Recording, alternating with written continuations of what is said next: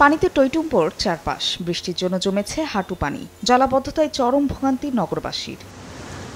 সোমবার সকাল থেকে শুরু হয় ভারী বর্ষণ। এতে চট্টগ্রামের ওয়াসা, জিইসি, মেহেদীবাগ, আগ্রাবাদ সহ বিভিন্ন নিচু এলাকা তলিয়ে যায়। পানি ঢুকে যানবাহন চলাচলেও ব্যাঘাত সৃষ্টি হয়। জলবদ্ধতা থেকে পুরোপুরি পরিত্রাণ না পাওয়ায় ক্ষোভ প্রকাশ করেন নগরবাসী। অনেক কষ্ট, আমি মনে 1 ঘন্টা ধরে শুধু এই জায়গার মধ্যে ঘুরতেছি, বাইরেতে পারতেছি না কোনো দিক দিয়ে।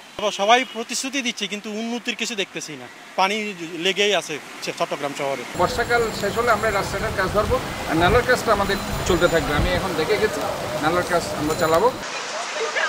অন্যদিকে বরিশালের মুন্সি গ্যারেজ, শীতলাখোলা মোড়, বগুড়া রোড সহ অন্যান্য নিচু এলাকারও একই অবস্থা। পানি মারিয়ে গন্তব্যে যেতে দুর্ভোগ পোহাতে হচ্ছে চলাচলকারীদের। এর জন্য জনপ্রতিনিধিদের দুষলেন স্থানীয়রা। পানি উঠে তলায় যায়, ঘর বাড়ি সব জায়গায় পানি, মাল পার সব ভিজে যাইতেছে, কেউ এই খবরও নেয় না, কিছু না। এই কাজ চলতেছে বহুদিন ধরে, ওইখানে ড্রেনের কাজ চলে, কোনো উন্নতি দেখিনি কাজে, শুধু এই ভোগান্তি হইতেছে আমাদের। তবে জলবদ্ধতার স্থায়ী সমাধানে প্রায় ৮০ কোটি টাকার প্রকল্প একনেকে ওঠার অপেক্ষায়, জানালেন সিটি কর্পোরেশন কর্মকর্তা। এখন একনেকে পাশের অপেক্ষা আছে, এটা যদি হয়ে যায় তাহলে আমাদের ড্রেনগুলো স্থায়ীভাবে একটা ব্যবস্থা হবে, খালগুলো তো স্থায়ীভাবে পরিষ্কার পরিচ্ছন্ন থাকবে। এছাড়া লোহালিয়া নদীর বেড়িবাঁধ ভেঙে পটুয়াখালী সদরের 15টি গ্রাম প্লাবিত হয়। পানিবন্দী হয়ে পড়েন কয়েক হাজার মানুষ। ভেসে গেছে মাছের ঘের সহ ফসলি জমি।